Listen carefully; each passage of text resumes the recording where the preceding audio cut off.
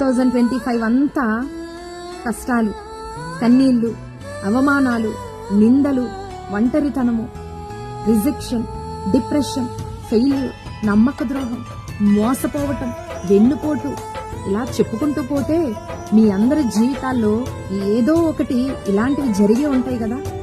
ఈ పరిస్థితుల గుండానే 2025 అంతా మీరు వెళ్లారు కదా. ఎక్కడ సంతోషం అనేది కనబడలేదు, ఎక్కడ ఆనందం లేదు మీ జీవితంలో, ఎక్కడ ముఖం మీద చిరునవ్వు లేదు. ఈ సంవత్సరం అంతా బాధ, బయటికి చెప్పుకోలేను నా బాధ, అలా అని లోపల ఉంచుకోలేను, బయటికి చెప్తే లోకువైపోతాను, అలాగని గుండెల్లో ఈ భారాన్ని మొయ్యలేకపోతున్నాను. ఏంటండి నా పరిస్థితి?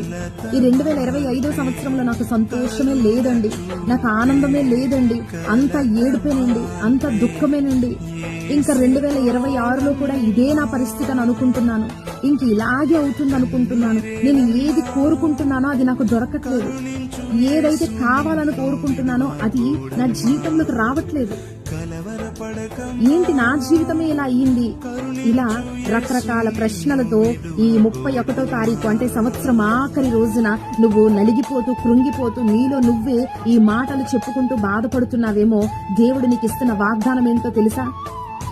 వెనక ఉన్న వాటిని మరచి ముందుకు సాగిపో అని దేవుడు అంటున్నాడు. నీ గతంలో ఏం జరిగిందో, ఈ సంవత్సరంలో ఏం జరిగిందో, ఏ బాధల గుండా వెళ్ళావో, ఎన్ని కష్టాల గుండా వెళ్ళావో, ఎంత కన్నీళ్లు గుండా వెళ్ళావో దేవుడు అంటున్నాడు వాటిని మర్చిపో, వెనుకున్న వాటిని మర్చిపో.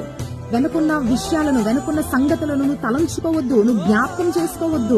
ఎందుకంటే ముందున్న వాటిని గురించి ఆలోచించు. ముందున్నవి ఏంటండి అని అడుగుతారా?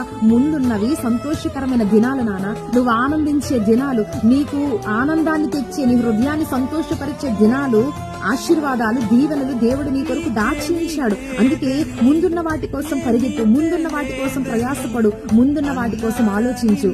నీ గతంలో జరిగినవి పూర్తిగా మర్చిపో. ఏ బాధ అయితే నువ్వు అనుభవించావో దాన్ని మర్చిపో, ముందుకు సాగిపో అని దేవుడు అంటున్నాడు. విశ్వాసముతో ముందుకు సాగిపో.